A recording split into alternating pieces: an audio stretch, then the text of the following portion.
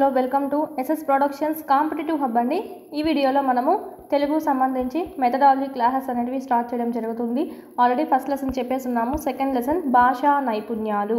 ఇదంతా మనకు తెలుగు అకాడమీ పుస్తకాలు ఏవైతే ఉన్నాయో అవి బేస్ చేసుకొని చెప్పడం జరుగుతుంది. తెలుగు అకాడమీ పుస్తకం అండి. ఓకే, దాంట్లోనే ఈ ఫొటోస్ అన్ని ఈ పీడిఎఫ్ కూడా మీకు టెలిగ్రామ్లో షేర్ చేయడం జరుగుతుంది. జాయిన్ అవ్వండి. కింద లింక్ అనేది ఇచ్చున్నాము. అదేవిధంగా యాప్లో మన దగ్గర టెస్ట్ సిరీస్ కోర్స్ అనేది ఫుల్ టెస్ట్ సిరీస్ కోర్స్ అనేది అందుబాటులో ఉంది. డిఎస్సికి సంబంధించి ఇందులో మీకు 3rd నుంచి 8th వరకు సంబంధించి క్లాస్ వైజ్ లెసన్ వైజ్ ఉంటాయి. బిట్స్ అనేటివి ప్రాక్టీస్ చేసుకోవచ్చు.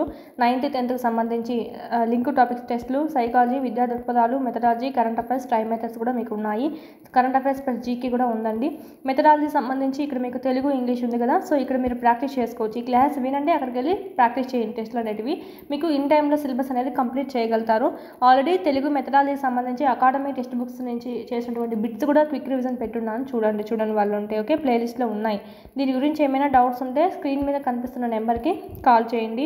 లేదు మాకు వీడియో క్లాసెస్ కావాలి అనుకుంటే వీడియో క్లాసెస్ కూడా అందుబాటులో ఉన్నాయి. అవనిగడ్డ ఫ్యాకల్టీతో చెప్పినటువంటి క్లాసెస్ అందుబాటులో ఉన్నాయి. 400 రూపీస్కి మాత్రమే మీకు ఇక్కడ అందివ్వడం జరుగుతుంది. పీడిఎఫ్స్ కావాలంటే కనుక 199 రూపీస్కే ఉంది. ఇక్కడ మీరు జిరాక్స్ చేయించుకొని చదువుకోవచ్చు. టెక్స్ట్ బుక్స్ కంటెంట్ అండి. క్విక్ రివిజన్కి యూజ్ అవ్వడం జరుగుతుంది. ఈ పర్చేజ్ చేసుకొని మీరు డౌన్లోడ్ చేసుకొని జిరాక్స్ చేయించుకోవచ్చు. ఇవి కానీ మీరు చదువుకున్నారంటే కనుక అంటే థియరీ పార్ట్ అంతా ఉంటుంది కదా, ఇక్కడ మీకు టెస్ట్ సిరీస్ ఉంటాయి, ఎగ్జామ్స్ చదువుకోండి. ఇక్కడికి వచ్చి ప్రాక్టీస్ చేసుకోండి. ఇన్ టైంలో సిలబస్ అనేది కంప్లీట్ అవుతుంది. అదేవిధంగా 1 రూపీతో మీకు సైకాలజీ బిట్స్ అనేటివి ఉన్నాయండి అందుబాటులో. ఓన్లీ 1 రూపీకి టెస్ట్లు అనేటివి మీరు ప్రాక్టీస్ చేసుకోవచ్చు. 100+ టెస్ట్లు అనేటివి ప్రాక్టీస్ చేసుకోవచ్చు. మొత్తానికి మీకు 1000+ బిట్స్ అనేటివి మీకు కవర్ అవుతాయి. వీటి గురించి ఏమైనా డౌట్స్ ఉంటే కోర్సెస్ గురించి 8985105456కి కాల్ చేయండి. డౌట్స్ ఏమన్నా ఉంటే కనుక క్లారిఫై చేస్తాం. కోర్స్ ఎలా పర్చేస్ చేసుకోవాలి అనేది కూడా. నెక్స్ట్ సెకండ్ యూనిట్ చూసినట్టయితే భాషా నైపుణ్యాలు. భాషా నైపుణ్యాలు ఏంటివి? LSRW అంటే మనకి ఇక్కడ తెలుగులో కూడా సేమ్ అండి. ఇంగ్లీష్లో LSRW లాగా తెలుగులో కూడా మనకు LSRWనే చెప్పొచ్చు. శ్రవణం, భాషణం, పఠనం, లేఖనం. దీని గురించి చూద్దాం మనం. ఇంకా అఖిల ప్రాణకోటిలో మానవుడి ప్రత్యేకతకు కారణం ఏమిటి? భాషే. జంతువులు మాట్లాడలేవు కానీ మానవులు మాట్లాడగలము. అందుకే మనకు అంత ప్రత్యేకత ఉంటుంది మానవ జాతికి. అతను మాట్లాడేవాటి భాష. Language is the dress of thought. భాష ఆలోచనలకు ఆకృతి అని చెప్పింది ఎవరు? జాన్సన్ మహాశయుడు. జాన్సన్ పౌడర్ కొట్టుకుంటారు. ఎందుకు కొట్టుకుంటారండి? బాగా మంచి డ్రెస్ వేసుకొని బాగా కనిపించడానికి కొట్టుకుంటారు కదా, సో అలా గుర్తుపెట్టుకోండి. మంచి డ్రెస్ వేసుకొని జాన్సన్ బేబీ పౌడర్ అనేది పూసుకున్నారు అని. మీకు జస్ట్ హింట్ కోసం మాత్రమే చెప్తున్నాము. జాన్సన్ మహాశయుడు చెప్పాడు language is the dress of thought. భాష ఆలోచనలకు ఆకృతి అని అన్నది ఎవరు అని అడుగుతారు. Mostly important. చతుర్విధ భాషా నైపుణ్యాలు ఏంటివి? LSRW. శ్రవణం, భాషణం, పఠనం, లేఖనం. ఇది మన టెట్లో కూడా రావడం జరిగింది. అతి క్లిష్టమైనది ఏది అంటే మనకి ఇక్కడ లేఖనం. ఈ చతుర్విధ భాషా నైపుణ్యాలనే మనం ఏమంటామంటే నైపుణ్య చతుష్కం అని అంటాము. భాషా కౌశలాలు అని కూడా అంటారండి. నైపుణ్య చతుష్కాలు మరియు భాషా కౌశలాలు అని కూడా అంటారు. వీటిని చతుర్విధ భాషా నైపుణ్యాలను. ఇంపార్టెంట్. ఉపాధ్యాయులు బోధించే అంశాలను శ్రద్ధగా వినడము ఏదైతే ఉంటుందో దాన్ని శ్రవణం అంటామండి. లిజనింగ్. ఉపాధ్యాయుడు బోధించిన దాన్ని గ్రహించి గుర్తించుకొని సరైన సమయంలో స్పష్టమైన ఉచ్చారణతో వ్యక్తీకరించడము. ఇప్పుడు ఉపాధ్యాయుడు చెప్పింది వినడం ఏంటి? శ్రవణము. వినిండేది నువ్వు మాట్లాడతావు, ఒక విద్యార్థి మాట్లాడతాడు, ఉపాధ్యాయుడు వినిండేది. సో దాన్ని మనం భాషణం అంటాము. Okay, speaking. పుస్తకంలో ఉన్న విషయాన్ని మనం చదివామనుకోండి బయటికి అర్థమయ్యే విధంగా మిస్టేక్స్ లేకుండా దాన్ని రీడింగ్ అంటాం, అంటే పఠనము. దోషాలు లేకుండా చక్కగా రాయగలగడాన్ని ఏమంటామంటే లేఖనం, రైటింగ్ అంటాం. ఈ ప్రాథమిక స్థాయిలో పిల్లలకి శ్రవణ నైపుణ్యాలు అభివృద్ధి చేయాలి అంటే వినడం అభివృద్ధి చేయాలి అంటే ఎక్కువగా వాళ్ళకి పాటలు అనేటివి చెప్పాలి. కథల మీద ఆసక్తి అనేది ఎక్కువగా కనపరచాలి. పాటలు చెప్పామంటే వాళ్ళు విని నచ్చితే వాళ్ళు పడతారు. ఓకే, కథలు చెప్పామంటే శ్రద్ధగా వింటారు, ఇంట్రెస్టింగ్గా ఉన్నటువంటి కథల్ని. సో మనం కథలను వినిపించామంటే ప్రాథమిక స్థాయిలో వాళ్ళకు శ్రవణ నైపుణ్యాభివృద్ధి ఎక్కువగా జరుగుతుందండి. మాధ్యమిక ఉన్నత దశల్లో పిల్లల శ్రవణ నైపుణ్యాన్ని వృద్ధి చేయడానికి ఏం చేస్తామంటే పద్యాలు, ఇంకా కొంచెం మాధ్యమిక ఉన్నత స్థాయిలో ఇంకా పాటలు కథలు కాకుండా పద్యాలు, శతకాలు, కరుణ, భక్తి, అద్భుత రసాలతో కూడినటువంటి గేయాలు, పాటలు అనేటివి వినిపించాలి. వాచిక చర్య అంటే వ్యక్తి ఎదుటి వాళ్ళతో మాట్లాడడాన్ని మనం ఏమంటామంటే వాచిక చర్య అని అంటాం. ఉక్త రచన ఇక్కడ ఉక్త రచన అంటే ఏంటంటే మనకు రెండు ఉన్నాయి, ఉక్త రచన, ఉక్త లేఖనము.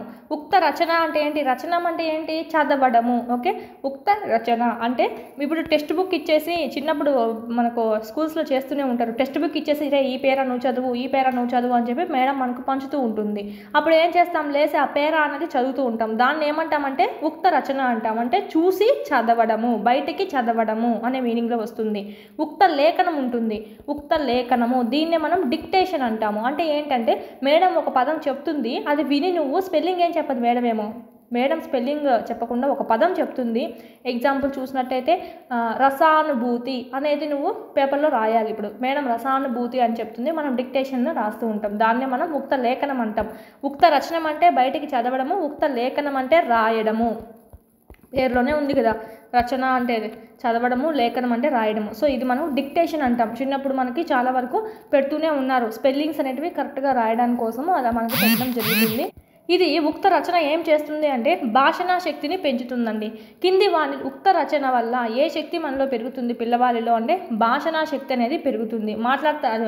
బయటకు చదువుతారు కదా, సో స్పెల్లింగ్స్ మిస్టేక్స్ లేకుండా చదవడం అనేది జరుగుతుంది. సంభాషణ ద్వారా విద్యార్థుల్లో ఏ సామర్థ్యాన్ని ఉపాధ్యాయుడు గుర్తించగలడు అంటే భాషణం. ఓకే, గేయాలలో ఏది ప్రధానము అంటే అర్థం కంటే శబ్దం ప్రధానమైనదండి. అర్థం కంటే శబ్దంకి ఎక్కువగా ఇంపార్టెన్స్ ఇవ్వడం జరుగుతుంది గేయాలలో. చిన్నది ఇదిగో చిటికెన వేల్, ఉన్నది పక్కన ఉంగరం వేల్. ఈ గేయం బోధన ద్వారా గ్రహించేది. వేర్ల పేర్లు, కూడిక, పాటలు, లాలిత్యము ఇవన్నీ మనకు ఈ గేయాల ద్వారా చెప్పచ్చు. సో ఇది కూడా అడుగుతారు, ఈ గేయం ద్వారా పిల్లవాళ్ళలో ఏమి మనం పెంపొందించవచ్చు అంటే కింద ఆప్షన్స్లో. ఓకే, కథ చెప్పడం వల్ల కలిగే ప్రయోజనం ఏమిటి అంటే వాచిక చర్య అనేది అభివృద్ధి చెందడం అనేది జరుగుతుంది. కథలో పాత్రలను విద్యార్థులచే ధరింపచేసి ప్రదర్శింపచేస్తే అది ఏమవుతుంది అంటే నాటకీకరణ. ఆ పాత్రలకి అనుగుణంగా విద్యార్థులచే ధరింపచేసే ఆ దుస్తులు కానీ ఆ క్యారెక్టర్ ఏ విధంగా ఉంటుందో చెప్పడము, ఆ విధంగా నటించమండము, ఇదంతా చేయడం వల్ల వాళ్ళలో నాటకీకరణ సామర్థ్యం అనేది పెరుగుతుందండి. ఓకే, చక్కని పదాలను, మాటలను, వాక్యాలను తగిన విధంగా లిఖిత రూపంలో వెల్లడించడము. చక్కని పదాలను, మాటలను, వాక్యాలను వాళ్ళే ఇచ్చారు ఇంకా క్వశ్చన్స్లో చూడండి. లిఖిత రూపంలో వెల్లడించడం ఏమవుతుంది, లిఖిత రచన అవుతుంది. మాటలను, పదాలను, వాక్యాలను ఉక్తం వెల్లడిస్తే అంటే మౌఖికంగా వెల్లడిస్తే, నేను పైన చెప్పాను కదా లేఖనం ద్వారా చెల్లిస్తే అది ఏమవుతుంది, ఉక్త లేఖనం అవుతుంది. సో ఆ విధంగానే లిఖిత రచన. ఒకవేళ మౌఖికంగా కానీ చెల్లించారనుకోండి, మౌఖికంగా దాన్ని వెల్లడించారనుకోండి, ఉక్త రచన అవుతుంది. దాన్నే మనము వక్తృత్వం అని చెప్పి అంటాము. వాక్ దోషాలను 3 విధాలుగా విభజించవచ్చండి. 3 దోషాలు ఉంటాయి వాక్ దోషాలు అనేటివి, మాట్లాడేటప్పుడు దోషాలు అనేటివి. అవి ఏంటివి అంటే భావదోషం, భాషా దోషం, ఉచ్చారణ దోషం. 3 రకాలుగా ఉంటాయి. భావదోషం, భాష దోషం, ఉచ్చారణ దోషం పేరులోనే ఉన్నాయి మనకి. భావదోషం అంటే ఏంటి, అర్థంలో మనకు దోషాలు రావడము. తిక్కనకు ఆదికవి అని బిరుదు కలదు అని అంటున్నారు. అంటే ఇక్కడ మనకు ఉండేది తిక్కనకు కాదు కదా, నన్నయ్య కదా ఆదికవి ఉండేది. అంటే ఇక్కడ భావమే దోషంలో ఉంది, అంటే ఇక్కడ వచ్చేది అర్థమే దోషంలో ఉంది. సెంటెన్స్లో ఉండేటువంటి మ్యాటర్ ఏదైతే ఉందో విషయం అదే దోషంలో ఉంది. కాబట్టి ఇది భావ దోషానికి ఉదాహరణగా చెప్పచ్చు. తిక్కనకు ఆదికవి అని బిరుదు కలదు క్రింది పై వాక్యంలో గల దోషము అని అడుగుతారు. భావదోషమా, భాష దోషమా, ఉచ్చారణ దోషమా అని అడుగుతారు. సో ఇక్కడ మనకు చూసినట్టయితే భావదోషం. భావదోషాలు అంటే ఏంటంటే నెక్స్ట్ భాషా దోషాలు అంటే ఏంటివంటే భాషకు సంబంధించి దోషాలు. భాష అంటే ఏంటి, భాషా జ్ఞానం అంటే ఏం చెప్పుకున్నాం ఫస్ట్ యూనిట్లో. భాషా దోషాలు అంటే మనకి ఇక్కడ గ్రామర్ పార్ట్ ఏదైతే ఉంటుందో దానికి సంబంధించి వస్తాయి అన్ని సందులు, సమాసాలు. ఓకే, ఇలాంటివన్నీ మనకు చేయడం అండి. సరిగ్గా సంధి చేయకపోవడం ఏ దోషం కిందికి వస్తుంది చెప్పాను కదా, సంధి, సమాసాలు ఇలాంటివన్నీ మనకు అలంకారము, ఛందస్సు ఇలాంటివన్నీ భాషా దోషానికి వస్తాయి. వ్యాకరణం సంబంధించి ఏదైతే లింకప్ ఉంటుందో అవన్నీ మనకు దీని కిందకే వస్తుందండి. ఓకే, పిల్లవాడు సరిగ్గా సంధి చేయలేకపోతున్నాడు ఒక పదాన్ని, దీని పరంగా పిల్లవాడిలో ఏ దోషం అనేది మనకు కనిపిస్తుంది అంటే భాషా దోషం కనిపిస్తుంది, భాషకు సంబంధించిన దోషం. నెక్స్ట్ మోస్ట్ ఇంపార్టెంట్ ఏంటంటే ఉచ్చారణ దోషాలు. దీంట్లో చాలా రకాలు ఉన్నాయి, చూసుకోవాలి. ఉచ్చారణ దోషాల్లో మనకు వేగోచ్చారణ, సమవేగ రాహిత్యం, సమస్వర రాహిత్యం ఇలాగా ఉన్నాయండి. చాలా వరకు మీరు చూసుకోవాలి. మోస్ట్ ఇంపార్టెంట్, పేరులోనే ఉండేస్తుంది, మనకి ఏమి ఇబ్బంది ఏమి ఉండదు. వేగోచ్చారణ, సమవేగ రాహిత్యం, సమస్వర రాహిత్యం, ధారాళంగా మాట్లాడలేకపోవడం, ధ్వనులను తారుమారు చేయడము. ఈ 5 1 2 3 4 5 ఈ 5 అనేది మనకు ఉచ్చారణ దోషం కిందికి రావడం జరుగుతుంది. ఉచ్చారణ దోషంలో ఫస్ట్ వన్ ఏంటి? వేగోచ్చారణ. వేగము ఉచ్చారణ, చూడండి మన పేరులోనే ఉంది వేగోచ్చారణ. శ్రోతలు స్పష్టంగా అనుసరించలేనంత వేగంగా మాట్లాడడం, అంటే ఎదుటి వాళ్ళు వినడానికన్నా గ్యాప్ ఇవ్వాలి కదా, లోడ ఆ గ్యాప్ లేకుండా ఒక పదము ఏం మాట్లాడుతున్నారని అర్థం కాకుండా వాగుతూనే ఉండడం వేగంగా. ఓకే, ఇలా శ్రోతలు స్పష్టంగా అనుసరించలేనంత వేగంగా మాట్లాడుతూ ఉంటే, అంటే ఎదుటి వాళ్ళు గ్రహించలేనంత వేగంగా డబడబడ మాట్లాడుతూ ఉంటే కనుక దాన్ని మనం వేగోచ్చారణ అంటాం. నెక్స్ట్ సమవేగ రాహిత్యం. సమవేగ, సమ అంటే ఈక్వల్, వేగ అంటే స్పీడ్, రాహిత్యం అంటే లేదు అని. ఈక్వల్ స్పీడ్ అనేది లేదు మాట్లాడేటప్పుడు. మొదట నెమ్మదిగా మొదలు పెడతావు, ఓకే, పోన్ ఏం చేస్తావు, వేగం ఎక్కువ చేసేసి చివరిలో అయితే అస్పష్టంగా అర్ధరహితంగా మాట్లాడుతూ ఉంటాము. సో అది ఏమవుతుందంటే సమవేగ రాహిత్యము. మొదటేమో నెమ్మదిగా స్టార్ట్ చేస్తాం, నెమ్మదిగా మాట్లాడుతూ ఉంటాం, రాను రాను రాను రాను లెసన్ స్పీడప్ అయిపోతుంది, ఇంకా స్పీడ్ అయిపోయి అసలు భాష అర్థం కాకుండా వెళ్తుంది. ఓకే, అది ఏమవుతుందంటే సమవేగ రాహిత్యం, అంటే సమంగా, వేగం అనేది సమంగా ఉండడం ఇక్కడ తప్పిపోయింది. రాహిత్యం అంటే లేదు అనే మీనింగ్లో వస్తుంది. నెక్స్ట్ ఏంటి? సమస్వర రాహిత్యం. అక్కడ సమవేగ అన్నాం కదా, సేమ్ ఇక్కడ సమస్వరము. స్వరం అనేది ఎలా ఉంటుందంటే మొదట బాగా వినిపించేటట్టు బాగా స్వరం బాగా గట్టిగానే మాట్లాడతారు, రాను రాను ఏమవుతుందంటే ఇంకా అలసిపోయేసి ఇంకా చిన్నగా ఏదో చిన్న గొంతుగా అనేది రావడం జరుగుతుంది. అంటే కొద్ది స్వరం మాత్రమే రావడం జరుగుతుంది. చివరిగా పోయే కొద్ది స్వరం తగ్గించి శ్రోతకు వినపడకుండా మాట్లాడతారు, లాస్ట్కి నోట్లో కొనుక్కుంటూ ఉంటారు. సో దాన్ని మనం ఏమంటామంటే సమస్వర రాహిత్యం, మనకు పేరులోనే ఉందండి. ఓకే, వేగోచ్చారణ అంటే ఏంటి? అసలు వినే వాళ్ళకి ఛాన్సే ఇవ్వకుండా, వినేవాళ్ళు అసలు అర్థం చేసుకునే ఛాన్సే ఇవ్వకుండా అంత వేగంగా మాట్లాడుతూ ఉండడము. సమవేగ రాహిత్యం అంటే ఫస్ట్ నెమ్మదిగా మొదలుపెట్టి తర్వాత స్పీడు, తర్వాత ఇంకా స్పీడ్ పెంచేసి లాస్ట్కి అర్ధరహితంగా మాట్లాడడము. ఇదే సమవేగ రాహిత్యం. వేగం అనేది సమంగా లేదు. ఓకే, సమస్వర, ఇక్కడ స్వరం సరిగ్గా లేదు. ఓకే, మొదట బాగా చిన్నగా కాదు నార్మల్ టోన్లో వెళ్తూ ఉంటుంది, చివరికి పోయే కొద్ది టోన్ తగ్గిపోతూ అసలు వినిపించకుండా మాట్లాడుతూ ఉంటారు. ఇది సమస్వర రాహిత్యము. నెక్స్ట్ చూడండి, ధారాళంగా మాట్లాడలేకపోవడము. మాటల మధ్యలో ఏవో నిరర్ధకమైన ధ్వనులు పలకడము, మధ్యలో ఆగుతూ కాలాహరణ చేయడము. ఏదైనా కొంతమంది సెమినార్స్ ఇచ్చేటప్పుడు గుర్తు రాకపోతే వాళ్ళు కొంచెం ఆపేస్తారు చూడండి, మధ్యలో ఆపేయడము, ఏదో దానికి సంబంధం లేనటువంటి ధ్వనులు కొన్ని వినిపించడము. ఓకే, అలాంటివన్నీ చేస్తూ ఉంటారు. ధారాళంగా మాట్లాడలేకపోవడం కిందికి రావడం జరుగుతుంది. ధ్వనులు తారుమారు చేసే దోషాలు అధికంగా ఉంటాయి. అచ్చుకు బదులు హల్లులు పలకడము, ఇలాంటివన్నీ. అన్నం బదులు వన్నం అని అంటారు, దోషం బదులు దోషం అంటారు. సో ఈ విధంగా అచ్చులకు బదులు హల్లులు అచ్చులకు బదులు హల్లులు అంట, అంటే ఆ బదులు వా పలికారు, ఇల్లుకు బదులు ఇల్లు పలికారు. సో ఇలాంటివన్నీ మనకి ఏమవుతుందంటే ధ్వనులు తారుమారు చేయడము అనే దాని కిందికి వస్తుంది. లాస్ట్ ధ్వనులను తారుమారు చేయడము. ఈ 5 చూసినట్టయితే మహాప్రాణాలకు అల్ప ప్రాణులు పలకడము, ఉపాధ్యాయుడు చూడండి ఇక్కడ ఇది ధ్యా అనేది ఇట్లా పలకాలి కదా, సో ధ్యాయుడు అని పలకడము. సో ఈ విధంగా మనకి ఇక్కడ ఇలా మహాప్రాణాలకు బదులు అల్ప ప్రాణాలు పలకడము, అచ్చులకు బదులు హల్లులు పలకడము, ఈ విధంగా ఉందంటే ధ్వనులకు సంబంధించి ఉందంటే దోషము, ధ్వనాలు తారుమారు చేసేది. చాలా మందిలో చూస్తూ ఉంటాం కదా, నత్తికి సంబంధించి నత్తున్న వాళ్ళు కొంచెం చాలా రకంగా కొన్ని పలకలేరు కదా, సో అలాంటివన్నీ దాని కిందకే చెప్పుకోవచ్చు. నెక్స్ట్ అనునాసిక ఉచ్చారణ దోషాలు. అనునాసికాలు ఏవైతే ఉన్నాయో అవి పలకలేరండి. అన్న బదులు అన్న ఇలాగ మనకు పలకడం అనేది జరుగుతుంది. సో ఇవి ఏమంటాం? అనునాసిక ఉచ్చారణ దోషాలు అంటాం. మనం కనుక్కోవచ్చు అనునాసికాలే కదా ఇవి. సో ఇది మనకు. నెక్స్ట్ కావ్యం చదవని నోరు కారం తినని నాలుక ఒకటే అన్నది ఎవరు అన్నది ఎవరు కాదు, ఇది సామెతనా జాతీయనా నానుడా అని అడుగుతారు. సామెత. కావ్యం చదవని నోరు కారం తినని నాలుక రెండు ఒకటే అంట, అంటే సచ్చుబడిపోయింటాయి అని చెప్పి. లోకాన్ని చూడడానికి కన్ను ఎంత అవసరమో లోక జ్ఞానాన్ని పొందడానికి ఏది అవసరమో అని అడుగుతారు. ఏ నైపుణ్యం అవసరం అని అడుగుతారండి? పఠనము. లోకాన్ని చూడడానికి మనకు కన్ను ఎంత అవసరమో లోక జ్ఞానాన్ని పొందడానికి పఠనం అంతే అవసరము, అంటే చదవడము. ఇప్పుడు చరిత్ర అంతా తెలుసుకోవాలంటే రాసుంటారు, లిఖిత రూపంలో ఉంది, దాన్ని నీకు మైండ్లోకి ఎక్కించుకోవాలంటే పఠనమే కదా యూజ్ అవుతుంది. సో అందుకు అంటున్నారు లోక జ్ఞానాన్ని పొందాలంటే పఠనం ఎక్కువ అవసరము అని చెప్పి. నెక్స్ట్ విద్యార్థులకు పఠనాన్ని బోధించడానికి అనువైన పద్ధతులు ఏమిటి? అక్షర పద్ధతి, పద పద్ధతి, వాక్య పద్ధతి, కథా పద్ధతి. అంటే చదవడం నేర్పించడం అండి. అక్షరాల పద్ధతి అంటే ఏంటంటే మనం చిన్నప్పుడు ఇప్పుడు పిల్లవాళ్ళకి నేర్పిస్తున్నాం కదా, ఆ ఆ ఈ అవి వరుసగా రాస్తూ ఉంటాము. ఇలా నేర్పించడాన్ని అక్షర పద్ధతి అంటాం. అక్షరం సౌండ్ నేర్పించడము. పద పద్ధతి ఇప్పుడు మనం కొత్తగా ఏం చేస్తున్నామంటే పదం నేర్పించేస్తాం. ఫస్ట్ అమ్మ అంటాము, ఓకే, అక్క అంటాము, లేదంటే ఆవు.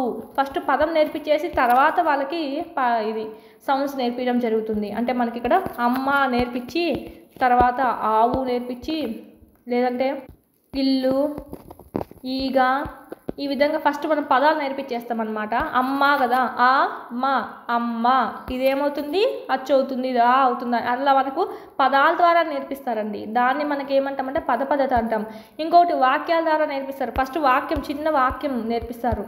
నేను అన్నం తిన్నాను, ఈ విధంగా వాక్యాన్ని బేస్ చేసుకొని నేర్పిస్తారు. ఈ విధంగా కథా పద్ధతి, కథల ద్వారా నేర్పించడం జరుగుతుంది. ఈ విధంగా విద్యార్థుల పఠనాన్ని పెంపొందించడానికి అనువైన పద్ధతులు చాలా రకాలుగానే ఉన్నాయి.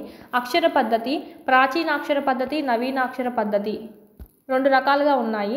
ప్రాచీనాక్షర పద్ధతి ఏంటంటే మన దేశంలో సాంప్రదాయకంగా వస్తున్నటువంటి పఠన పద్ధతి అండి ప్రాచీనాక్షర పద్ధతి. ఇదే నేను చెప్పాను కదా, ఇప్పుడు ఫస్ట్ మనకు పోతానే ఆలు ఈలు వరుసగా నేర్పించేస్తారు కదా, అది ఏంటంటే ప్రాచీనాక్షర పద్ధతి అండి.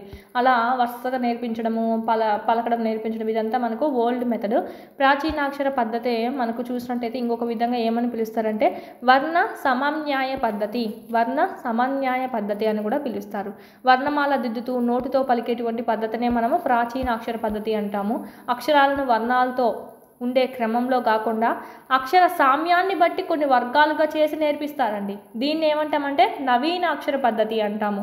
ఎగ్జాంపుల్, ఇప్పుడు వర్ణాల క్రమం అంటే ఏంటి, ఆ ఇది ఏంటి, వర్ణాలు క్రమంలో ఉంటాయి. వర్ణాల క్రమంతో సంబంధం లేకుండా అక్షరం యొక్క ఆకారం ఉంటుంది కదా, ఆకారాన్ని బట్టి ఇక్కడ వర్గీకరణ చేయడం అనేది జరుగుతుంది. ఎగ్జాంపుల్ చూడండి, మా ఉంది కదా, మా ఉంది, యా ఉంది, రూపం ఒకేలా ఉంటుంది. కానీ ఇక్కడ చూడండి, ఇక్కడ చిన్నగా వచ్చేసి దీనిపై నుంచి ఇట్లా తీసుకుంటాము. యా అనేది ఎలా రాస్తాం, పెద్దగా పెట్టేసి దీనికి సమంగా తీసుకుంటాము. ఈ విధంగా మనకు ఆకార సామ్యాన్ని బట్టి నేర్పిస్తారు పదం అనేది. ఇక్కడ ఇలా రాసి దీన్ని మా అంటారు. ఇక్కడ చూడండి, ఇక్కడ దీని మాదిరితో ఉంటుంది, కొంచెం డిఫరెన్స్ ఉంటుంది. దీని చూడండి యా అంటారు అని చెప్పి. ఈ విధంగా దీన్ని ఏమంటామంటే ఆకార సామ్యాన్ని బట్టి వర్గాలుగా విభజించి ఇలా నేర్పిస్తారు. ఇక్కడ నవీనాక్షర పద్ధతిలో. కానీ ప్రాచీనాక్షర పద్ధతిలో ఈ వరుసగా మనకు నేర్పించడం అనేది జరుగుతుంది. ఇది మనకు ఈ రెండిట్లోనూ చూసేది. అక్షర పద్ధతిలో 2 రకాలు ఉంటాయి, ప్రాచీన, నవీనాక్షర. ప్రాచీన అంటే ఈ అని చెప్పి అక్షరాల వర్ణాలతో ఉండే క్రమంలో, అంటే ఇప్పుడు ఎలాగైతే నేర్చుకుంటున్నామో క్రమం అనేది, ఆ క్రమంలో నేర్పిస్తూ ఉంటారు. దీర్ఘపు ఆ వచ్చింది, నెక్స్ట్ ఈ దీర్ఘపు ఈ వచ్చింది. సో ఆ విధంగా ఇప్పుడు ఇది ప్రాచీన పద్ధతి అవుతుంది. నవీనాక్షర పద్ధతి అంటే ఏంటంటే ఆకారం అనేది సామ్యంగా ఉంటాయి చూడండి, ఆ విధంగా తీసుకొని వాటిని బేస్ చేసుకొని ఆ పదాల యొక్క సౌండ్ ద్వారా నేర్పిస్తారు. దీన్ని మా అంటారు, దీన్ని యా అంటారు. ఆకారం చూడండి ఒకేలా ఉంది అని చెప్పి, కొంచెం డిఫరెన్స్ ఉంది అని చెప్పి, ఈ విధంగా డిఫరెన్స్ పిల్లవాళ్ళు గ్రహించేలా ఉంటుంది. సో అందుకే ఇక్కడ ఎక్కువ నవీనాక్షర పద్ధతికి ఎక్కువగా ఇవ్వాలి ప్రిఫరెన్స్ అని చెప్పి ఇప్పుడు ఉన్నటువంటి విద్యా విధానం ప్రకారం అనేది చూసుకోవచ్చు. ప్లస్ పదాలను ప్రాతిపదికగా తీసుకుని విద్యార్థులు చూసి చదివేటట్లు చేసే పద్ధతిని మనం ఏమంటామంటే పద పద్ధతి. ఇక్కడ ఒక బొమ్మ అనేది ఇవ్వడం అనేది జరుగుతుంది. ఆవు బొమ్మ ఇస్తాము. ఇదేంటి పిల్లలు అంటే వెంటనే చెప్తాడు ఆవు. అప్పుడు ఆవు, ఇది ఆవు కదా, ఆవును ఎలా రాయాలో చూద్దామా అని చెప్పి ఆవు అని రాసి దీని ద్వారా నేర్పించడం జరుగుతుంది. అక్షరం అనేది దీని ద్వారా నేర్పిస్తారు, పలికేటువంటి ధ్వని అక్షరం అనేది. దీన్నే మనం పద పద్ధతి అంటాం, అంటే పదాల ద్వారా నేర్పించడము. ఒక అట్టను తీసుకొని పైన గుర్తింపు అట్టలో రాసిన పదాన్ని ఒకవైపు, దాని బొమ్మను రెండో వైపు రాయడం అనేది జరుగుతుంది. ఇక్కడేమో బొమ్మ ఉంటుంది, వెనకల పక్క ఏమో దాని ఒక పేరు ఉంటుంది. ఓకే, ఈ విధంగా రెండో వైపు పఠనం నేర్పే విధానాన్ని దీన్ని ఏమంటామంటే స్వయం సవరణ అట్ట అని చెప్తాం. ఇలాంటి వాటిని మనం స్వయం సవరణ అట్టని అంటాం. ఒకవైపు బొమ్మ ఉంటుంది, ఇంకోవైపు అక్షరం ఉంటుంది. ఇది బొమ్మ చూపిస్తావు ఫస్ట్, ఏంటి బొమ్మ అంటే ఆవు అంటాడు. సో వెనకాల తిప్పి చూస్తే ఆవు అనేది రాసింటారు. సో అది మనకు వాటితో ప్రాక్టీస్ చేయించడం జరుగుతుంది. ఇది ఏమంటామంటే స్వయం సవరణ అట్ట అంటాం. అలాంటి అట్టల్ని మనము వాక్యాలను ప్రాతిపదికగా తీసుకొని విద్యార్థులకు చదివి నేర్పించినట్టయితే దాన్ని మనం వాక్య పద్ధతి అంటాము. కథా చిత్రాలను ప్రాతిపదికగా తీసుకొని చేర్పించినట్టయితే కథా పద్ధతి అని చెప్పి చెప్తామండి. మనోవిజ్ఞాన శాస్త్రవేత్తలు మిక్కిలి సమ్మతి తెలిపిన పఠన పద్ధతి ఏది అంటే కథా పద్ధతి, ప్రాథమిక స్థాయిలో.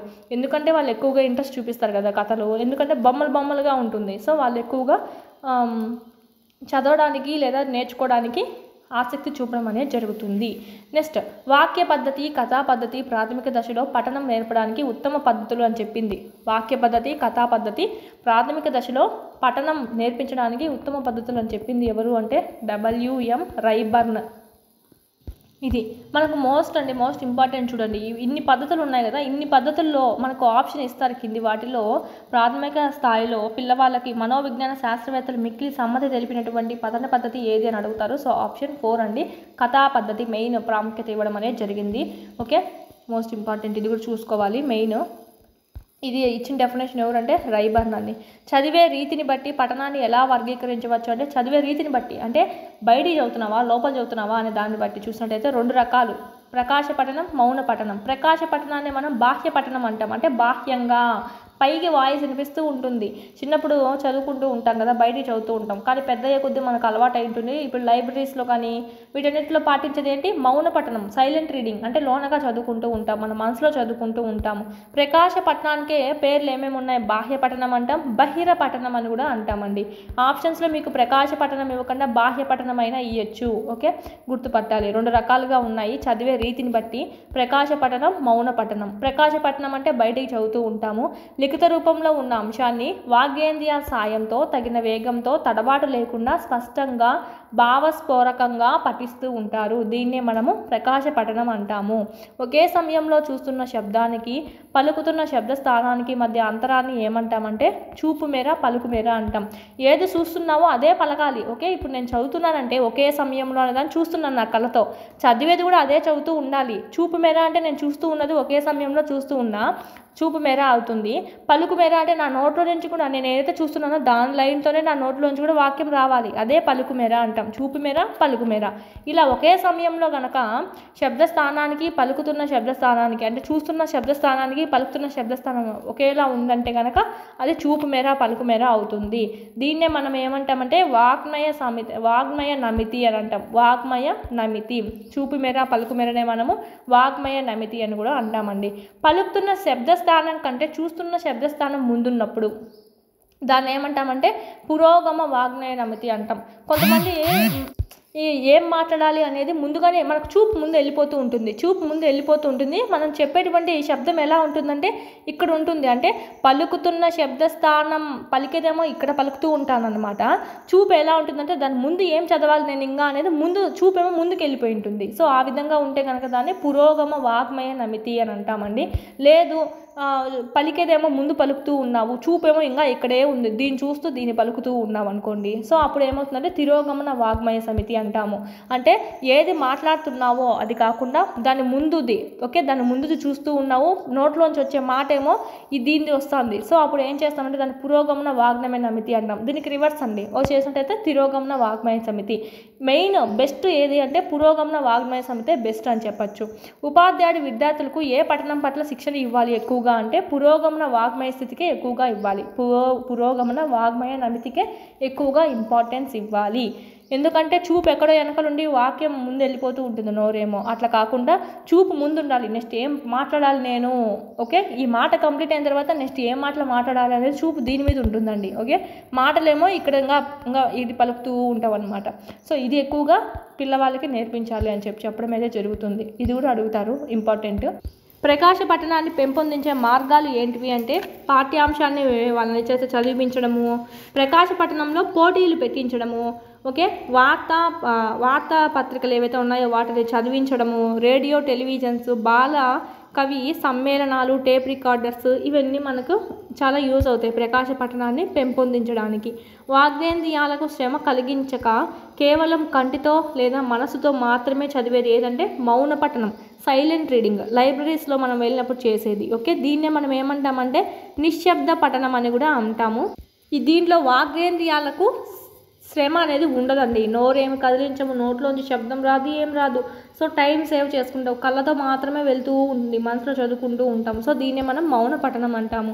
చదవాల్సిన విషయం ఏది వదలకుండా మొదటి నుంచి చివరి వరకు, ఓకే, అమూలాగ్రం అశాంతం పఠించడమే క్షుణ్ణ పఠనం. దీన్ని మనం చూసినట్టయితే చదవాల్సిన విషయం ఆధారంగా చూసినట్టయితే మనకు క్షుణ్ణ పఠనము, విస్తార పఠనం అని 2 రకాలుగా మనం విభజించుకోవచ్చు. చదవాల్సిన విషయం అనేది ఏది వదలకుండా ఫస్ట్ నుంచి లాస్ట్ వరకు మొత్తంగా దాని గురించి కూలంకషంగా తెలుసుకుంటే కనుక దాన్ని మనము క్షుణ్ణ పఠనం అంటామండి. గాసట బీసటగా వివిధ విషయాలు చదవడం కంటే విషయం ఒక్కటే అయినా క్షుణ్ణంగా చదవడం మేలు. ఎన్నో రకాలుగా అట్లా కన్ఫ్యూజన్గా అదిరోంత ఇదిరోంత చదవడం కన్నా ఏదో ఒక విషయమే బాగా క్షుణ్ణంగా లోతుగా చదవడం మేలు అని అన్నది ఎవరు అంటే నాష్. ఓకే, మోస్ట్ ఇంపార్టెంట్ ఇది కూడా చూసుకోవాలి. డెఫినేషన్స్ ఏవైతే వస్తాయో చూసుకోవాలి. కొన్ని పుస్తకాలు రుచి చూసేవి గాను, కొన్ని మింగేవి గాను, ఇది కూడా మోస్ట్ ఇంపార్టెంట్ డెఫినేషన్ అండి. బిఎడ్లలో కూడా వచ్చింది ఇది.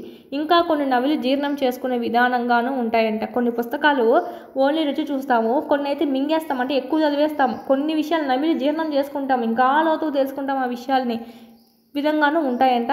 లిపి రూపంలోని భావాలను నమిలి జీర్ణం చేసుకోగలిగిన పఠనమే క్షుణ్ణ పఠనము. ఇది ఏవైతే నమిలి జీర్ణం చేసుకుంటాం అంటే ఏంటి, చాలా ఎక్కువ లోతుగా తెలుసుకుంటాం దాని గురించి, ఏదో దాన్నే క్షుణ్ణ పఠనం అని అంటారు అని చెప్పింది ఎవరంటే బెకెన్. ఇలాగ పోల్చి చెప్పాడు, రుచి మింగి నమిలి జీర్ణం చేసుకోవడం అని. బెకెన్ అని చెప్పింది ఇది. కేక్ బేక్ చేస్తామని చెప్పి గుర్తుపెట్టుకోండి. ఓకే, కేక్ బేక్ చేసి నవిలి మింగేస్తామని. సో ఈ విధంగా మీకు గుర్తుంటుంది. బెకెన్ ఇచ్చాడు ఈ డెఫినేషన్ అనేది. జడప్రాయంగా ఉన్న అమిత జ్ఞానం కన్నా చైతన్య రూపంలో ఉన్న పరిమిత జ్ఞానం మిన్నా. ఇది క్షుణ్ణ పఠనానికి వర్తించడం అనేది జరుగుతుంది, పేరులోనే ఉంది మనకి. బాహ్య పఠనం ద్వారా కానీ మౌన పఠనం ద్వారా కానీ స్థూలాభిప్రాయాన్ని గ్రహించగల పఠనాన్ని విస్తార పఠనం అంట. అది బాహ్య పఠనమైనా అయి ఉండొచ్చు, లోపల మనసులో చదువుకోవడమైనా అయి ఉండొచ్చు. స్థూలాభిప్రాయాల్ని గ్రహించగల పఠనాన్ని మనం ఏమంటామంటే విస్తార పఠనం అని చెప్పి అంటామండి. అంటే ఇది మనకి క్షుణ్ణంగా తెలుసుకోవడం అనేది ఉండదు. ఓకే, క్షుణ్ణ పఠనం చూసినట్టయితే భాషకు విషయానికి ప్రాధాన్యం ఇస్తే, విస్తార పఠనం అయితే భావానికి విషయానికి ప్రాధాన్యం ఇవ్వడం అనేది జరుగుతుంది. నెక్స్ట్ చూసినట్టయితే విద్యార్థుల్లో ప్రాథమికోన్నత దశ నుంచి పఠనోత్సాహం ప్రారంభమవుతుంది. అందుకే అప్పటి నుంచే వాళ్ళకు మంచి మంచి పుస్తకాలు పరిచయం చేయాలి, వాళ్ళ చేత చదివించాలి. లేదంటే మార్కెట్లో దొరికే అనవసర పుస్తకాలు చదివే ప్రమాదం ఉంటుంది అని చెప్పి తెలిపింది ఎవరంటే రస్సెల్. అలాగే ప్రమాదకర పుస్తకాలు చదివి రాస్కెల్గా తయారవుతారు అని చెప్పి గుర్తుపెట్టుకోండి. పిల్లవాళ్ళ చేత మంచి పుస్తకాలు చదివించాలి, మార్కెట్లో దొరికేటువంటి అనవసర పుస్తకాలు చదివించామంటే వాళ్ళు రాస్కెల్గా తయారవుతారని చెప్పి గుర్తుపెట్టుకోండి. ఓకే, ఈ డెఫినేషన్ ఎవరు ఇచ్చారు అంటే రస్సెల్. విద్యార్థులు సంపూర్ణ మూర్తిమత్వాన్ని సాధించడానికి పాఠ్యకృత్యాలతో పాటు సహపాఠ్య కృత్యాలు కూడా చాలా అవసరం అండి. సంపూర్ణ మూర్తిమత్వం, ఆల్రౌండ్ డెవలప్మెంట్ వాళ్ళకు చేయాలంటే కనుక ఓన్లీ పాఠ్యకృత్యాలే కాదు, సహపాఠ్య కృత్యాలు కూడా అవసరం. కో కరిక్యులర్ యాక్టివిటీస్ కూడా చాలా అవసరము. వాచిక చర్యకు అక్షర రూపమే లేఖనం. మనం మాట్లాడేటువంటి మాటలు ఏవైతే ఉన్నాయో అది వాచిక చర్య అవుతే దానికి అక్షర రూపం ఇచ్చామంటే దాన్నే మనం లేఖనము అంటాము. అమ్మ అని పలుకుతున్నావు అంటే ఇక్కడ మనము దాని పేపర్ మీద రాసినప్పుడు ఏమవుతుంది, ఈ విధంగా రాస్తాం, ఇదే మనం లేఖనం అని అంటాము. అంటే మనం మాట్లాడే మాటగా అక్షర రూపం అనేది ఇచ్చాము, దీన్నే మనము లేఖనము అంటాము. ధ్వని రూపంలోని భాషాంశం లిపి రూపాన్ని సంతరించుకోవడమే. ధ్వని రూపంలో ఉండేది లిపి రూపాన్ని సంతరించుకోవడమే డాష్ అంటారు, లేఖనము.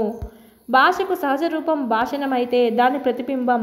భాషకు సహజ రూపం ఏంటి, మాట్లాడడం, భాషణము. దీనికి ప్రతిరూపం, దీని ప్రతిబింబం, దీన్ని ప్రతిబింబించేది ఏంటి, లేఖనము. అంటే నువ్వు భాషణ చేస్తున్నావు, భాషను చేస్తావు, ఇంకో విధంగా నీ వాటిల్ని నీ భావాలను నువ్వు వ్యక్తపరచాలంటే ఏ విధంగా వ్యక్తపరుస్తావు, ఒక పేపర్ మీద వ్యక్తపరుస్తావు. ఓకే, అదే లేఖనం అవుతుంది. భాషా నైపుణ్యాలలో చివరిది ఏది అంటే లేఖనము. శ్రవణ గోచరాలైన భాషా ధ్వనులకు అక్షి గోచరాలుగా లిపి రూపంలో రాయడాన్ని మనం ఏమంటామంటే లేఖనము. అంటే వినే వాటిని మనము అక్షర రూపం కల్పించి దాన్ని లిపి రూపంలో రాయడము. ఓకే, లింపితి అనే పదం నుంచే లేఖనం అనే పదం రావడం జరిగింది. లింపితి అంటే ఏంటంటే వర్ణాలను పుయ్యడము. ఇంపార్టెంట్, ఏ పదం నుంచి రావడం జరిగింది, లింపితి అనేటువంటి పదం నుంచే వచ్చిందండి. లేఖనం అనేది వర్ణాలను పుయ్యడం అని అర్థం ఇది మనకు. ఓకే, లింపితి అంటే శ్రవణ భాషణాలు ధ్వని ఆధారం అయితే పఠన లేఖనాలకు లిపి ఆధారం అండి. ఓకే, ఇది మనకు తెలిసిందే. మంచి దస్తూరికి ఉండేటువంటి లక్షణాలు అంటే హ్యాండ్ రైటింగ్ మంచిగా ఉండాలి అంటే ఏమేం లక్షణాలు ఉండాలి, రీతి, సమత, స్పష్టత, వేగం, భంగిమ. రీతి ఉండాలి, సమత, స్పష్టత, వేగము, భంగిమ. ఇక్కడ మనం చూసినట్టయితే ఇక్కడ మంచి దస్తూరికి ఉండాల్సిన లక్షణాలలో సరికానిది ఏది కింది వాణిలో అని అడుగుతారు. సో మనం గుర్తుపెట్టుకోవాలి సరైనవి ఏంటివి అని. రీతి ఉండాలి, సమత, స్పష్టత ఉండాలి, వేగం ఉండాలి, భంగిమ ఉండాలి. ఒక్కొక్క దాని గురించి చూద్దాం. రాసే విధానం అంటే అక్షరం యొక్క స్వరూపం అనేది స్పష్టంగా ఉండాలి. దాన్ని ఏమంటాం? రీతి అంటాం. ఇప్పుడు ఆ రాయరా అంటే ఆ అని రాయాలి, కానీ ఇటు రాస్తే ఏమవుతుందండి? ఏమన్నా బాగుందా? సో ఈ విధంగా మనకి ఇక్కడ రాసే విధానం అనేది స్పష్టంగా ఉండాలి. రాసేటప్పుడు అక్షరానికి మధ్య ఉండాల్సిన వ్యవధానం పాటిస్తూ సమానత్వం కలిగి ఉండాలి. దీన్నే మనం సమత అంటాం. సమానత్వము అంటే పదం అనేది అమ్మ వంట చేసింది అని లేకుండా అమ్మ పక్కనే రాసేస్తాం. అమ్మ వంట చేసింది అని స్పేస్ ఇవ్వాలి కదా. సో సమస్పేస్ ఇవ్వాలి. సో అది అట్లా ఇవ్వకుండా రాసినామంటే మనకు సమత లేనట్టు, సమానత్వం లేనట్టు. అది స్పేస్ ఇచ్చి రాయాలి అని చెప్తున్నారు. సో దాన్ని మనం సమత అంటాం. రాసే విధానంలో ముఖ్యమైనది ఏంటంటే స్పష్టత. ఈ మూడిట్లో మనం చూసుకున్నట్టయితే ఈ 5లో చాలా ముఖ్యమైనది ఏంటి అంటే స్పష్టత. రాసే విధానంలో ముఖ్యమైనది స్పష్టత. స్పష్టంగా రాయాలి. స్పష్టత, వేగం తోడుగా సాధిస్తూ ఉండాలి. వేగం పాటిస్తూ రాయగలగాలండి. ఇక్కడ మనం ఎగ్జామ్స్లో చూస్తూ ఉంటాం కదా, వేగం ఎక్కువ అయ్యే కొద్దీ మనకు ఎగ్జామ్స్లో 10th కానీ ఇంటర్ కానీ లాస్ట్కి వచ్చేలో క్వశ్చన్కి టైం సరిపోక వేగంగా రాసేసి హ్యాండ్ రైటింగ్ సరిగ్గా రాదు, అట్లా ఉంటుంది. సో ఈ రెండింటిని మనము తోడుగా సాధిస్తూ ఉంటే కనుక మంచిగా ఉంటుంది. మంచి భంగిమలో కూర్చుంటే చక్కని దస్తూరి వస్తుంది. భంగిమ అంటే మన చెయ్యి ఏ విధంగా పెట్టుకొని రాయాలి, మనం ఏ విధంగా కూర్చొని రాయాలి, పనుకొని రాయడము, బాల్ పడుకొని రాయడము, ఎలకెత్తలు పనుకొని రాయడము, హ్యాండ్ రైటింగ్ బాగానే రాదు. సో భంగిమ అనేది కూడా మంచిగా ఉండాలి. స్ట్రైట్గా కూర్చొని ఇంత యాంగిల్ అనేది ఉంటుంది. సో ఆ యాంగిల్లో పెట్టుకొని మనం రాయాల్సి ఉంటుంది, చెయ్యిని కానీ మనం కూర్చునే విధానం కానీ. నెక్స్ట్ ఆంధ్ర భాష మధుర మంద్రాక్షరంబులు మధువులొలుకు గుండ్ర ముత్తియములు అని ఏ భాషను ఉద్దేశించి పెద్దలు పలికినారు అంటే తెలుగు భాషను ఉద్దేశించి పలికినారండి. మంచి దస్తూరి అలవడేటట్లు చేయడానికి ఇవ్వవలసినటువంటి అభ్యాసం ఏది? చూచిరాత. దీన్నే మనం కాపీ రైటింగ్ అంటాం. పిల్లవాళ్ళకి చిన్నప్పుడు ఇస్తాం కదా కాపీ రైటింగ్, ఇలా లైన్స్ ఉంటాయి. ఓకే, ఈ విధంగా మనం ఇస్తాం కదా, దీన్నే మనం ఏమంటామంటే కాపీ రైటింగ్ అంటాం. ఎందుకంటే గుడ్ హ్యాండ్ రైటింగ్ ఇంప్రూవ్ అవ్వడానికి మనం ఇవ్వడం అనేది జరుగుతుంది. ఉపాధ్యాయుడు మొదటి పంక్తిలో అందంగా రాసిస్తే, ఫస్ట్ లైన్లో ఉపాధ్యాయుడు బాగా అందంగా రాసిస్తే విద్యార్థి ఆ రాతను ఆదర్శంగా చేసుకొని దాన్ని చూస్తూ కింద ఇచ్చినటువంటి ఆ లైన్స్లో కూడా రాస్తూ ఉంటారు. దాన్నే మనము కాపీ అంటాం. పైన దాని కింద కాపీ చేస్తున్నాడు కదా, సో దాన్నే ఒరవిడి అంటాం. దేన్నే మనం మేలు పంక్తి రచన అంటాం. దాన్నే మనం మేలు బంతి రచన అని కూడా అంటామండి. చూడండి, కాపీ, ఒరవడి, మేలు పంక్తి రచన, మేలు బంతి రచన అని కూడా అంటాం. మోస్ట్ ఇంపార్టెంట్ చూచిరాత. ఓకే, నెక్స్ట్ చూసినట్టయితే దృష్టి లేఖనం. దీన్నే మనం చూచిరాత అంటాం. అంటే ఏంటంటే ఒకటి ఏమన్నా ఇచ్చి ఇంపోజిషన్స్ ఇస్తూ ఉంటారు మనకు చిన్నప్పుడు. సెలవులు వచ్చాయంటే, దసరా సెలవులు, సంక్రాంతి సెలవులు వచ్చాయంటే, ఒరే ఎగ్జామ్ మొన్న పెట్టినటువంటి ఎగ్జామ్ ఈ క్వశ్చన్ ఒక 2 times 3 times రాసుకోరండి అని మన మార్క్స్ని బట్టి ఇస్తూ ఉంటారు టీచర్స్. సో దాన్ని ఏమంటామంటే దృష్టి లేఖనం అంటామండి.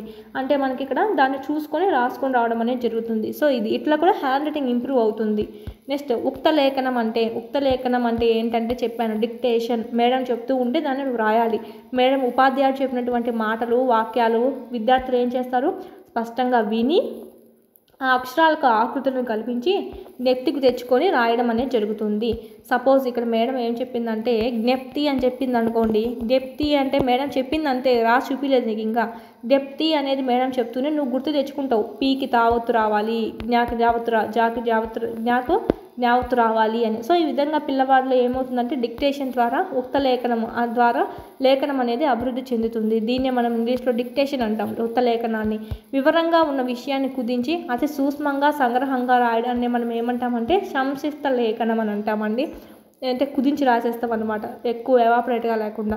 నెక్స్ట్ భాషా వృక్షానికి భాషా నైపుణ్యాలు మూలాలు. భాషా నైపుణ్యాలు మూలాలు.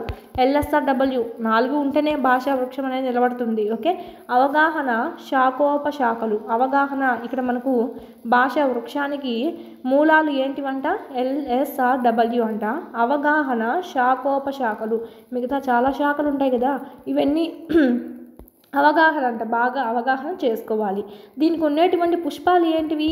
ఆనందానుభూతి. ఏమవుతుందంటే ఈ పుష్పాల కిందికి ఇక్కడ పోల్చడం అనేది జరిగింది. ఈ విధంగా దీన్ని అన్నది ఎవరు అంటే కవిశేఖరుడు, కవి కదా. సో అందుకే ఇంత బాగా వర్ణించారు చూడండి ఒక చెట్టుతో. సో అలా గుర్తుపెట్టుకోండి, కవిశేఖరుడు ఇది చెప్పడం జరిగింది. ఉక్త లేఖనంలో విద్యార్థి వినాలి, విని రాయాలి, సరి చూసుకోవాలి. ఉక్త లేఖనంలో ఉండేటిది చూసినట్టయితే విద్యార్థి ఫస్ట్ వినాలి, విన్న తర్వాత రాయాలి, రాయిన తర్వాత సరి చూసుకోవాలి. ఉక్త లేఖనంలో ఉపాధ్యాయుడు ఎన్ని మాటలు చెప్పాలంటే జస్ట్ 2-3 సార్లు చెప్తే సరిపోతుంది. పొదురోకులు వాడికి అదే పనిగా నువ్వు వాడు రాసినంత వరకు చెప్తూనే ఉంటే వాడికి విసుగు వస్తుంది. వాడికి గుర్తు తెచ్చుకోవాలి. నువ్వు 2-3 సార్లు చెప్పేసి స్టాప్ అయిపోవాలి. వాడు ఇంకా అది పలుకొని వాడు పలికి ఆ పదాన్ని వాడు వినేసి గుర్తు తెచ్చుకుంటూ ఉంటానండి. వినేసి గుర్తు తెచ్చుకొని రాస్తూ ఉంటాడు దాన్ని. ఇది మనకు ఉపాధ్యాయుడు ఎన్నిసార్లు చెప్పాలి అనేది కూడా మోస్ట్ ఇంపార్టెంట్. దీంతో మనకి అయిపోయింది సెకండ్ లెసన్ కూడా. మెయిన్ మోస్ట్ ఇంపార్టెంట్ అంతా ఇక్కడ కవర్ చేసేసాము. ఇక్కడ మీకు బిట్స్ కూడా ఉన్నాయి, ఆల్రెడీ ఎక్స్ప్లెయిన్ చేస్తున్నాను ప్రీవియస్ వీడియోలో. అంటే తెలుగు మెథడాలజీ సంబంధించి ఇంపార్టెంట్ బిట్స్ మొత్తం ఒకే వీడియోలో ఉన్నాయి. దాంట్లో యూనిట్స్ వైజ్ ఇచ్చున్నామండి. సో వినండి, అది వింటే కనుక మీకు సరిపోతుంది. నెక్స్ట్ వీడియోలో మనము 3rd యూనిట్ అనేటువంటి బోధనా పద్ధతులు అనేటివి చెప్పుకుంటాం. మన యాప్లో ఉన్నటువంటి టెస్ట్ సిరీస్ ఏవైతే ఉన్నాయో పర్చేజ్ చేసుకోండి. ఇక్కడ మీకు మెథడాలజీ క్లాసెస్ ఏవైతే ఉన్నాయో వాటికి సంబంధించి టెస్టులు కూడా అప్లోడ్ చేసేస్తున్నాం కాబట్టి మీరు ఇక్కడ క్లాసెస్ వినండి, అక్కడికి వెళ్ళి టెస్ట్ అయితే ప్రాక్టీస్ చేసుకోండి, చాలా యూస్ఫుల్ అవుతుంది. ఈ విధంగా మీకు ఇన్ టైంలో సిలబస్ కంప్లీట్ అవుతుంది. టెక్స్ట్ బుక్ సంబంధించి కూడా మీకు ఆల్రెడీ పెట్టేస్తున్నాము క్లాసెస్ 3rd నుంచి 7th వరకు. ఈ విధంగా మీకు సైకాలజీ ఉన్నాయి, విద్యా దృక్పథాలు ఉన్నాయి, మెథడాలజీ కూడా ఇప్పుడు చెప్తున్నాము, జీకే, కరెంట్ అఫైర్స్, ఇవన్నీ టెస్టులన్నీ మీకు ఇక్కడ అప్డేట్ అయ్యేసి ఉన్నాయి. ఇక్కడ చూడండి, ఏమైనా డౌట్స్ ఉంటే కనుక ఈ స్క్రీన్ మీద కనిపిస్తున్న నెంబర్కి కాల్ చేయండి. వీడియో క్లాసెస్ కూడా ఉన్నాయి, 400 రూపీస్లోనే మీకు అందివ్వడం జరుగుతుంది.